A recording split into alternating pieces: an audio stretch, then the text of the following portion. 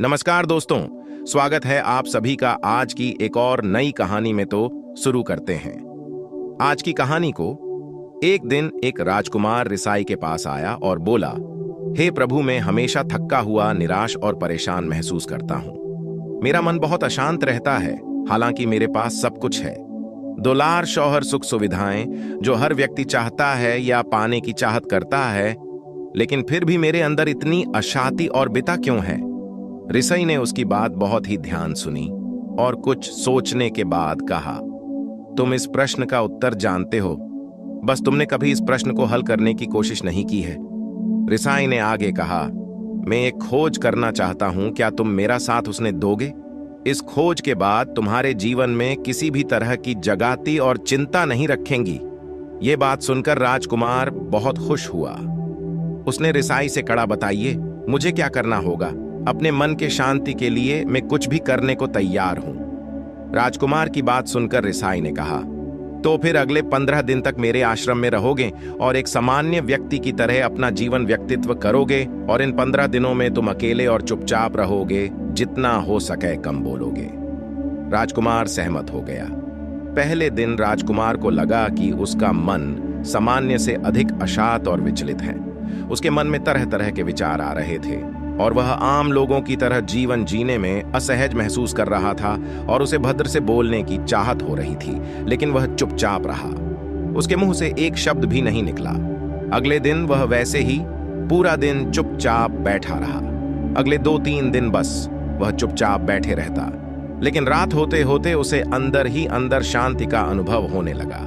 उसके लिए यह अनुभव अजीब था। वह खुद से पूछ रहा था कि वह अंदर ही अंदर इतना खुश क्यों है। अगले दिन राजकुमार अकेला चुपचाप बैठा रहा और वह प्रकृति को निहारने लगा। वह पौधों को, फूलों को, आकाश में उड़ रहे पक्षियां को देख रहा था। वह अपने जीवन में पहली बार यह अद्भुत दृश्य महसूस कर रहा था कि उसके आस पास कितनी सुंदरता है। अब वह दिन भर प्रकृति की सुंदरता को निहारता रहता और ताजगी महसूस करते रहने लगा था।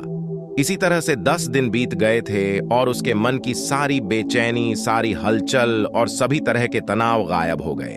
वे दिन की सुबह राजकुमार फिर से एकांत में बैठ गया और कुछ ही मिनटों में उसकी आंखें अपने आप बंद हो गईं और वह गहरे ध्यान में चला गया।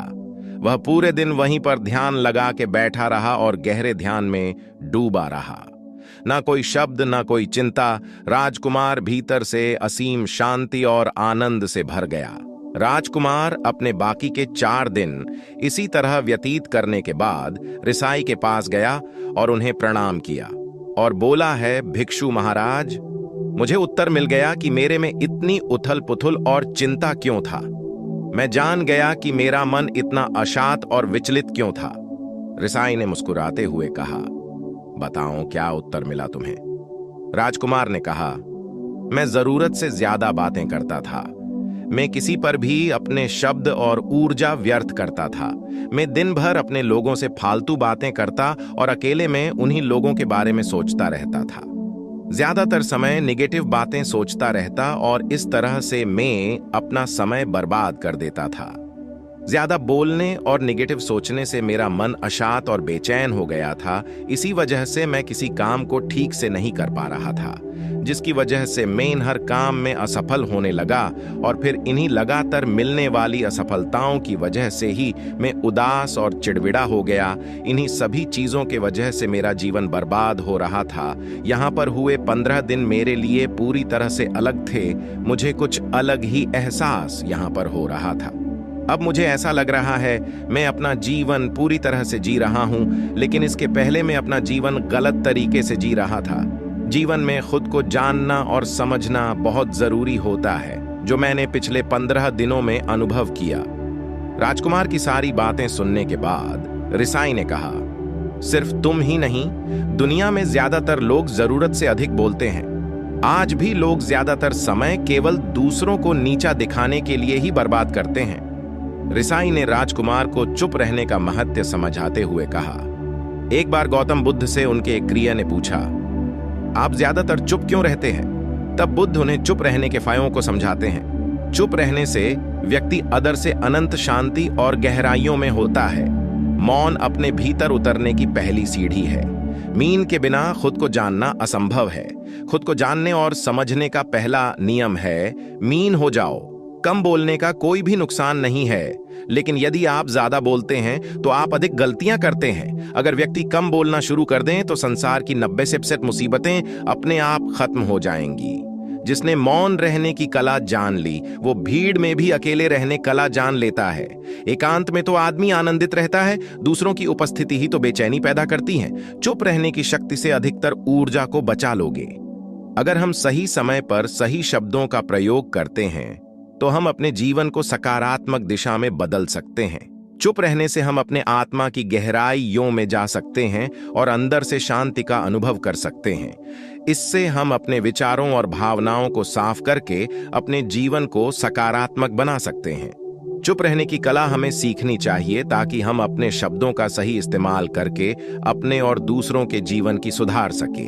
क्या आपके परिवार के लोग और आपके मित्र आपको बहुत ऊंचे स्वर वाला, कष्टकर या एक गप्पी इंसान समझते हैं? क्या आप इतना ज्यादा बोलते हैं कि दूसरे लोगों के विचारों पर ध्यान ही नहीं दे पाते? यदि ऐसा है और यदि यह आपके लिए एक बहुत बड़ी समस्या बन रहा है, तो क्या हम आपको एक शांत व्यक्ति बनने की सलाह दे सकते हैं? थोड़ा सा शांत व्यक्ति बनकर जब आप लोगों की ओर ज्यादा ध्यान देने लगेंगे तो आपके रिश्तों में सुधार आएगा। इस तरह से आपका परिवार और आपके मित्र भी आपकी अहमियत को समझने लगेंगे और हर वक्त आपको शांत रहने की सलाह भी नहीं देंगे। पहले किसी परिस्थिति का चयन करके उसमें शांत रहने की कोशिश करने की शुरुआत करें और इसके बाद इसे अपने व्यक्तित्व का एक अहम हिस्सा बना लें। हालांकि किसी भी तरह के व्यक्तित्व में बदलाव लाते वक्त धीमी शुरुआत करें। यदि आप एकदम अचानक ही कोई परिवर्तन लाने की कोशिश करेंगे, जैसे यदि आप पहले बहुत ही ऊंची आवाज में बात किया करते थे लेकिन अचानक ही आप एकदम शांत रहने लगेंगे, तो लोगों को अजीब सा लगने लगेगा। वे सोचने लगेंगे कि आपके साथ में कुछ गड़बड़ है। उन्हें यह बात बताकर रखें कि आप एक शांत व्यक्ति बनने की कोशिश कर रहे हैं और फिर उन्हें देखने दें और आप में आए बदलावों की सराहना करने दें। अब हम आपको अपने जीवन में शांत रहने के कुछ उपाय बताएंगे, तो शुरू करते हैं। पहला, एक शांत आचरण पाना। जरूरत के अनुसार ही सावधानी से प्रतिक्रिया दें। शांत व्यक्तित्व वाले लोग किसी भी बात पर अच्छी तरह से सोच विचार करके ही निर्णय लेते हैं। इन लोगों की सोच विचार करने की आदत होती है और ये किसी भी परिस्थिति पर अचानक से कोई भी प्रतिक्रिया नहीं देते। ये लोग हर समय अपने अगले कदम को ध्यान में रखकर ही निर्णय करते हैं। अब से किसी भी बात पर अपनी प्रतिक्रिया व्यक्त करने से पहले आगे क्या होगा पर विचार जरूर कर लें। शांत व्यक्ति हर समय हर किसी से कुछ अलग तरह से सोचा करते हैं। यदि हर कोई किसी बात को लेकर एक ही तरह से सोच रहे हैं तो शांत लोग हमेशा ही किसी ग्रुप से अलग सोचते हैं। यदि ग्रुप में मौजूद हर व्यक्ति किसी बात को लेकर सोच विचार करते हैं तो शांत व्यक्ति ऐसा करने से पहले एक बार जरूर सोचेगा कि क्या ये सब लोग सही दिशा में विचार कर रहे हैं या फिर बस ये एक दिखावा है। दूसरा, अपनी बॉडी लैंग्वेज को समझने योग्य और सभ्य रखें। आक्रामक लोगों को समझ सकने से ज्यादा बेहतर तरीके से शांत लोगों को समझा जा सकता है। इन लोगों के हाव भाव बहुत ही सामान्य होते हैं और इनके चेहरे पर हमेशा चल रही बातचीत या परिस्थिति को उजागर करने के बजाय एक निष्पक्ष अभिव्यक्ति होती है। शांत व्यक्ति आक्रामक और लाउड व्यक्तियों से ज्यादा अच्छे होते हैं। खुले विचारों वाले और सुलभ बनने के लिए अपना सिर ऊपर रखें, चारों तरफ देखें और अपने आसपास की बातों का निरीक्षण करते हुए नजर आएं। दूसरा, अपनी बॉडी लैंग्वेज को समझने योग्य और सभ्य रखें। आक्रामक लोगों को समझ सकने से ज्यादा बेहतर तरीके से शांत लोगों को समझा जा सकता है। इन लोगों के हाव भाव बहुत ही सामान्य होते हैं और इनके चेहरे पर हमेशा चल रही बातचीत या परिस्थिति को उजागर करने के बजाय एक निष्पक्ष अभिव्यक्ति होती है। शांत व्यक्ति आक्रामक और लाउड व्यक्तियों से ज्यादा अच्छे होते हैं। खुले विचारों वाले और सुलभ बनने के लिए अपना सिर ऊपर रखें, चारों तरफ देखें और अपने आसपास की बातों का निरीक्षण करते हुए नजर आएं। हमेशा एक बहुत ही साधारण मुद्रा में रहें, जैसे कि यदि किसी कमरे में अकेले होते तब होते। चीजों को देखने का समय लें। एक बार आप बातों में लग जाते हैं तो फिर आपका ध्यान इनकी तरफ मुश्किल से ही जा पाएगा। तीसरा, शांत एवं प्रसन्न चित्त रहें और धैर्यवान बने। आप किसी शांत व्यक्ति के साथ में रहते हैं तो आप देखेंगे कि उस व्यक्ति का किस तरह से परिस्थिति पर शांतिदायक प्रभाव रहता है और वह हर एक स्थिति में बहुत ही स्पष्ट रूप से सोच पाता है। आप भी इसी तरह के व्यक्ति क्यों नहीं बन सकते? जब हर कोई सिर्फ बातें ही कर रहा हो तो आप ही ऐसे हों जिसकी बातों का कोई प्रभाव हो। इससे आपको सच में शक्ति प्राप्त होगी और आप एक शांत व्यक्ति के रूप में परिवर्तित हो जाएंगे। जब आपके विचार स्पष्ट और शांति से भरे होंगे तो अन्य लोग आपके नेतृत्व में रहना पसंद करने लगेंगे। चौथा, अन्य लोगों का विश्वास अर्जित करें। शांत लोग हमेशा ही हर परिस्थिति पर अच्छे से प्रतिक्रिया देते हैं और इस तरह से लोग उन पर भरोसा करना शुरू कर देंगे। और इसी जगह पर जो लाउड लोग होते हैं वे परिस्थिति का सामना सही ढंग से नहीं कर पाते, या तो वे चिल्लाने लगते हैं या बात को बीच में ही छोड़ देते हैं। अपनी एक अनूठी शख्सियत के साथ आगे बढ़ें। आप एक ऐसे व्यक्ति भी बन सकते हैं जिस पर हर कोई आंख बंद करके भरोसा कर सके।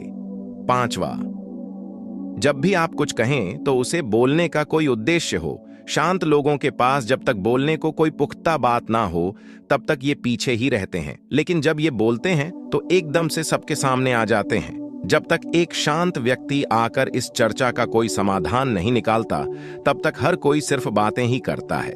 तो अब जब भी आप इस चर्चा में बोलने वाले हों तो जरा सोच समझकर ही बोलें। यदि आप किसी चर्चा में शामिल हों तो खुद को समझा कर रखें कि आपके बोलने से पहले 3 या और ज्यादा लोग बोल चुके हों। इस तरह से आपको समझ आएगा कि क्या बोलना है। इस तरह से आपको वास्तव में क्या कहना चाह रहे हैं और क्या बोल रहे हैं, इसके बीच में अंतर तय करने में मदद मिलेगी। छठा, अन्य व्यक्ति को चर्चा में हावी होने दें। सभ्यता से सबका ध्यान अपनी ओर से हटाने और इसे अन्य किसी व्यक्ति पर केंद्रित करने की कोशिश करें। यदि आप उनकी सोच के साथ सहमत नहीं हैं तो उनसे इसे स्पष्ट करने का जरूर कहें। वे कब बोलते हैं, क्या बोलते हैं और उनकी सोच कितनी प्रभावी है, इन सारी बातों पर ध्यान रखें। जब आप इन सारी जानकारियों को इकट्ठा कर लेंगे तब आपको भी समझ आएगा क्या बोलना है, कब बोलना है और कितना बोलना है। इस तरह से आप और भी अच्छे श्रोता बन जाएंगे। आप सक्रिय रूप से किसी और व्यक्ति पर अपना ध्यान केंद्रित रखेंगे। अंत में आपको आश्चर्य होगा कि आप कितना सीख पाए हैं। जब कभी आप किसी नए इंसान से मुलाकात कर रहे हों तो बहुत ज्यादा शांत ना रहें। उस व्यक्ति को लगेगा कि आप कितने अजीब या बात करने के लायक ही नहीं हैं। इसके बजाय आपके आसपास मौजूद लोगों की बातों को सुनने पर और अपनी ओर से सवाल करने के बीच में संतुलन बनाए रखें। फालतू बकवास ना करें। बोलने से पहले एक बार सोच लें। सातवां, लोगों को रोकना टोकना बंद करें। जब आप किसी टोकते हैं आप उनके और उनके विचारों के प्रति अनादर दर्शा रहे होते हैं। कुछ भी कहने से पहले उन्हें अपनी बात पूरी कर लेने दें। यदि आपको समझ नहीं आ रहा है कि आपने उन्हें रोक दिया है तो उनसे कहें, माफ कीजिए, क्या मैंने आपको टोक दिया? आप अपनी बात कहें। इस तरह से उन्हें आपसे बात करके और भी अच्छा लगेगा। एक बार इस बारे में भी विचार कर लें कि आप कितना बोलने वाले हैं और सामने वाला कितना बोलेगा। यदि चर्चा के दौरान कोई एक व्यक्ति भी शांत हो जाए तो यह चर्चा किस तरह से आगे बढ़ पाएगी? इस बात की पुष्टि जरूर कर लें कि चर्चा को खत्म करने से पहले एक बार सुनिश्चित कर लें कि हर किसी ने अपने विचार सामने रख दिए हैं। आठवां, अन्य लोगों पर केंद्रित सवाल करें। हर किसी को अपने बारे में बातें करना पसंद होता है, लेकिन यदि आप आगे बढ़कर उनके बारे में सवाल करेंगे तो उन्हें अच्छा लगेगा और वे अप कि आईएएस पहल के लिए आपको और भी पसंद करने लगेंगे। शांत होने का मतलब ये नहीं कि आप किसी से बिल्कुल बात ही ना करें। इसका तात्पर्य संक्षिप्त शब्दों का उपयोग करना, अच्छी बातें करना, कुछ दिलचस्प सवाल करना और किसी भी चर्चा के विषय को शक्तिशाली बनाना है। तो हर समय अपने आप को चुप करने के बजाय कुछ अच्छे और उचित सवाल करें। नोवा, जरा हल्की आवाज में बात करें। अपनी बातों को जरा कम आवाज में बोलें और शांति से बात करें। हाँ, लेकिन इतना भी धीमा ना बोलें कि कोई भी सुन ही ना पाए। शांत लोग बात करते वक्त भी सभ्यता से पेश आते हैं। और इनकी अपनी एक पहचान होती है। इन्हें आश्चर्य दर्शाना बखूबी आता है और अपने चेहरे और अपनी आवाज के माध्यम से भी लोगों को अचरज में डाल देते हैं। हालांकि ऐसा करने की भी एक उचित सीमा होनी चाहिए। ऐसे लोग जो हद से ज्यादा धीमा बोलते हैं बेहद कष्टप्रद लगते हैं। कभी कभी लोगों को इन पर गुस्सा आने लगता है। हाँ, यह सच है, जब कोई आपकी बातों को ही नहीं सुन पाएगा तो उसे आप पर गुस्सा आना स्वाभाविक है। तो ध्यान रहे कि आप अपनी आवाज उचित रूप से उपयोग कर रहे हैं, न कि सिर्फ मन ही मन में बुदबुदा रहे हैं। 10वां, अपने मन में खुले विचारों को आने के लिए कुछ क्षण दें। किसी भी इंसान की कुछ अलग विचारों से उसके गलत होने की कल्पना न करें। इन लोगों के इस तरह के विचार क्यों हैं, इस तरह के विचार कहां से आते हैं और ये इस तरह से क्यों सोचते हैं, इस सारी बातों पर ध्यान रखें। इस तरह से आप दोनों पहलुओं को ध्यान में रखकर सोच पाएंगे। यह आपको सवाल पूछने और चर्चा पर विचार करने के लिए उकसाएगा। इसका यह अर्थ बिल्कुल भी नहीं है कि ज्यादा शांत लोग बहुत समझदार होते हैं। बस इसका अर्थ यह है कि जब आप किसी की बात को सुन रहे हों तो दूसरे लोगों को भी सुनें और उन्हें अपनी बातें पूरी करने का मौका दें। तो अब जब भी कोई व्यक्ति कोई ऐसी बात कहता है आप जिससे बिल्कुल भी सहमत नहीं हैं, तो बिना सोच विचार करे उससे बहस ना करने लगें। उन्हें सुनें और फिर उन्हें अपने विचारों को दर्शाएं। अन्य लोगों को क्रोधित ना करने के विचार से शांत रहना कम करें, सिर्फ इसलिए चुप रहना ताकि आपको किसी का विरोध ना करना पड़े। कहां का विचार है। किसी भी चर्चा पर अपने मुद्दों को रखना बहुत जरूरी है, लेकिन ध्यान रहे कि ऐसा करते वक्त आप बहुत ज्यादा ऊंची आवाज का प्रयोग नहीं कर रहे हैं। असभ्य और अनावश्यक रूप से कड़वा ना बोलें। जब भी आपको बोलना पड़े तो सभ्यता से ही बोलें और जो भी जवाब दें अपनी बुद्धिमत्ता का उपयोग करके ही दें। शांत बनना आपका लक्ष्य है, ना कि असभ्य बनना। तो जहां तक हो सके सिर्फ अपने लक्ष्य पर ही ध्यान देने की कोशिश करें और साथ ही खुद को अभिव्यक्त करने के लिए अपने चेहरे पर भरोसा करें। जब भी आप अपने विचारों को अभिव्यक्त करना चाह रहे हैं और आपको उसे अपने अंदर रोक कर रखने में बहुत परेशानी हो रही है, तो अपने चेहरे के जरिए अपनी भावनाएं व्यक्त करें। अपनी आंखों को घुमाना भी बहुत कुछ कर सकता है और इस तरह से लोग आपकी ओर ध्यान दे पाएंगे। तो दोस्तों, उम्मीद करते हैं आज की कहानी आपको पसंद आई होगी। धन्यवाद।